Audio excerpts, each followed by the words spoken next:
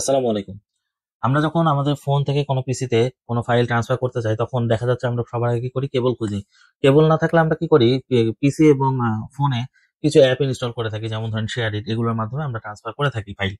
আজকে আমি আপনাদের দেখাবো যে কিভাবে আপনি কেবল অথবা যেকোনো থার্ড পার্টি অ্যাপ ব্যতীত আপনার ফোন থেকে কম্পিউটারে ট্রান্সফার করবেন যেকোনো ধরনের ফাইল। তো চলুন দেখে আসি। আমাদের প্রথমে যেতে হবে প্লে স্টোরে। আমি আমার ফোন থেকে যাচ্ছি প্লে স্টোরে।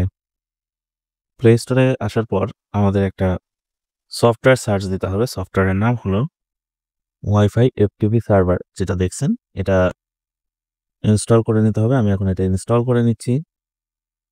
ইনস্টল হয়ে যাওয়ার পরে আপনাদের ওপেন ক্লিক করতে হবে। আমি এখন এটা ওপেন করে নিচ্ছি। ওপেন করার পরে এখানে দেখেন স্টার্ট নামে একটা অপশন আছে, আমাদের এই স্টার্টে ক্লিক করতে হবে। আমি স্টার্ট ক্লিক করে দিচ্ছি। ক্লিক করার পরে পারমিশন চাচ্ছে, আমি এটা অ্যালাউ করে দিলাম। অ্যালাউ করার পরে আবার অ্যালাউ করে দিলাম নোটিফিকেশন এটা। এইবার এইখানে দেখবেন সার্ভার ইউআরএল যেটা দেওয়া আছে এফটিপি, এটা এখন আপনার কম্পিউটারে দিতে হবে। আমি এখন কম্পিউটারের ডিসপ্লেতে যাচ্ছি। এটা হলো আমাদের কম্পিউটারের ডিসপ্লে। আমি দিস কম্পিউটারে যাচ্ছি। যাওয়ার পরে আপনাদের এইখানে লিঙ্কটা লিখতে হবে। দেওয়ার পরে এন্টার দিয়ে দিচ্ছি।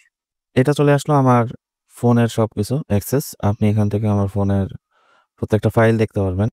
এখানে আপনি কিন্তু ফাইলগুলো দেখতে পাচ্ছেন তাই না, আপনি ইচ্ছা করলে আপনার কম্পিউটার থেকে ফোনে ফাইল ট্রান্সফার মানে কপিও করতে পারবেন, আবার ফোন থেকে কম্পিউটারে ফাইল নিতে পারবেন।